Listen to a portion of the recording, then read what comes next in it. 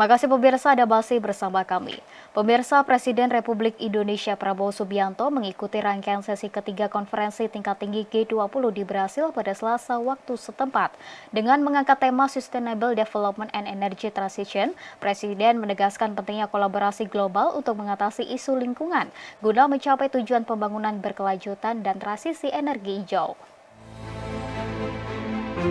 Presiden Republik Indonesia Prabowo Subianto menekankan pentingnya aksi kolektif untuk mengatasi isu lingkungan seperti perubahan iklim hingga transisi energi hijau demi mencapai tujuan pembangunan berkelanjutan dalam sesi ketiga KTT G20 di Brasil. Dalam upaya transisi energi hijau, Presiden menyampaikan visi besar Indonesia untuk mencapai net zero emission sebelum tahun 2050 melalui sejumlah upaya, seperti peningkatan penggunaan biodiesel dan konversi pembangkit listrik tenaga uap ke energi baru terbarukan. Sebagai salah satu negara dengan hutan tropis terluas di dunia, Indonesia juga berperan signifikan dalam menjaga keseimbangan iklim global. Presiden Prabowo menekankan pentingnya komitmen berkelanjutan untuk mengimbangi peran hutan Indonesia dalam menjaga suhu global, salah satunya dengan mengoptimalkan prospek 557 juta ton kredit karbon yang dimiliki Indonesia. Dengan mengangkat tema Sustainable Development and Energy Transition, Kepala Negara menjelaskan bahwa Indonesia merasakan dampak langsung perubahan iklim, termasuk kenaikan permukaan laut di pesisir utara Jawa yang berdampak pada ratusan ribu hektar lahan produktif. We have contributed for many years to cooling the world. We are considered the lungs of the earth.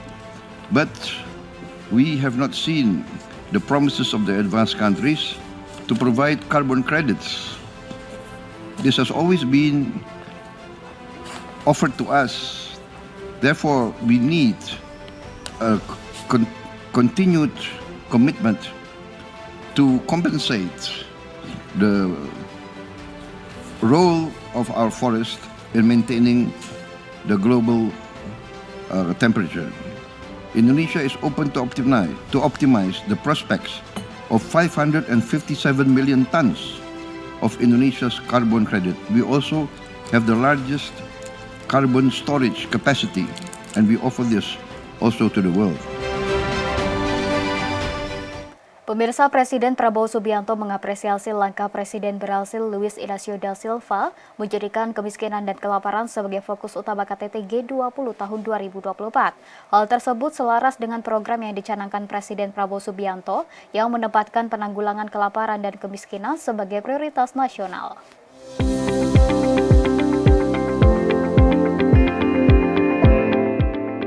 Presiden Republik Indonesia Prabowo Subianto mengapresiasi langkah Presiden Brasil Luiz Inácio Lula da Silva yang menjadikan kemiskinan dan kelaparan sebagai fokus utama KTT G20 tahun ini. Presiden Prabowo menjelaskan bahwa Indonesia menempatkan penanggulangan kelaparan dan kemiskinan sebagai prioritas nasional hingga mengalokasikan anggaran besar untuk program makanan gratis guna memastikan generasi muda mendapatkan manfaat pendidikan. Dalam sambutannya, Presiden menyampaikan rencana konkret untuk mencapai ketahanan pangan dan energi di Indonesia. Ia optimis pemerintahannya dapat mengatasi masalah kelaparan dalam 3 tahun ke depan. Because I believe that education will bring us out of poverty. Education can bring better life for our people. Free meals for our children is a vital part of our strategy. This is also part of empowering our young to be able to grasp the benefits of education.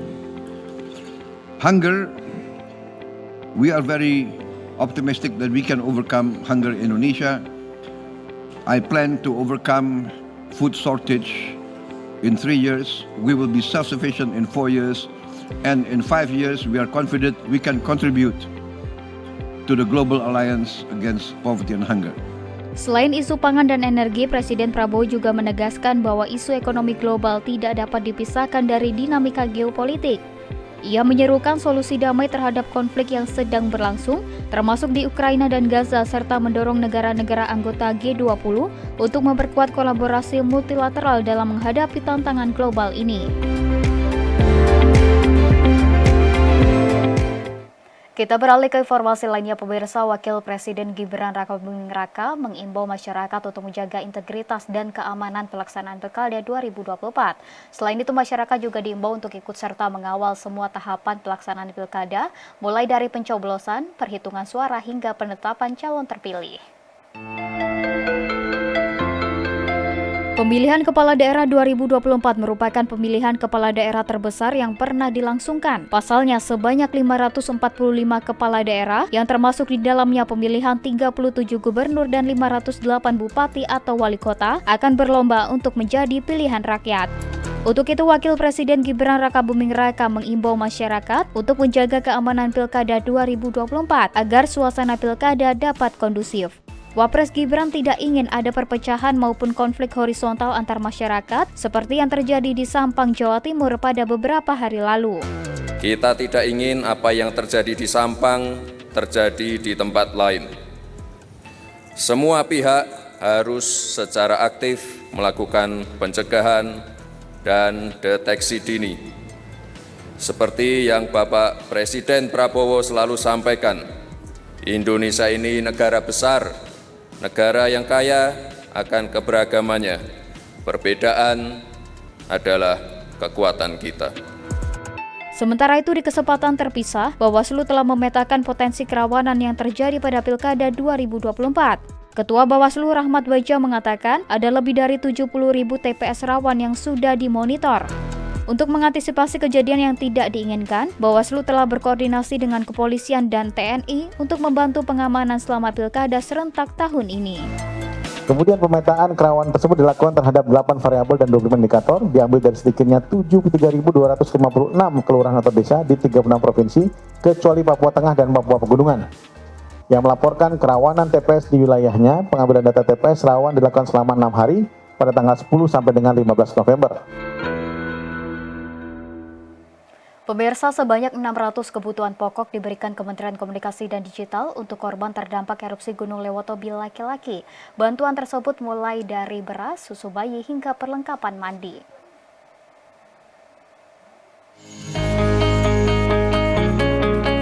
Kementerian Komunikasi dan Digital melalui Badan Aksesibilitas Telekomunikasi dan Informasi menyalurkan bantuan bagi korban terdampak erupsi Gunung Lewotobi laki-laki di Kabupaten Flores Timur, Nusa Tenggara Timur. Bantuan itu berjumlah total 600 bungkus kebutuhan pokok yang terdiri dari beras, minyak goreng, gula pasir, mie instan, biskuit, bahan dan bumbu masakan, susu bayi, susu ibu hamil, susu dewasa, pembalut wanita, pampers bayi, mainan anak hingga perlengkapan mandi. Penyerahan bantuan dilakukan oleh Ketua Tim Lapangan Perwakilan Kemkom Diji Dimas Aditya Nugraha dan Direktur Utama Bakti Komdiji Fadila Matar di 6 lokasi pos lapangan pengungsian, yakni di Desa Konga, Lewolaga, Eputobi, Bokang, Ilegerong, dan Kobasoma. Sementara itu, Kepala Dinas Sosial Kabupaten Flores Timur Benediktus B. Herin mengapresiasi dan menyampaikan ucapan terima kasih kepada jajaran Kemkom Diji, terutama Menkom Diji Mutia Hafid yang telah mengatasi berbagai kendala, khususnya terkait jaringan telekomunikasi. Sementara terkait bantuan kebutuhan harian dan makanan pokok, pihaknya menilai hal tersebut sebagai rasa kepedulian Kemkom Diji untuk turut meringankan beban korban erupsi di pengungsian.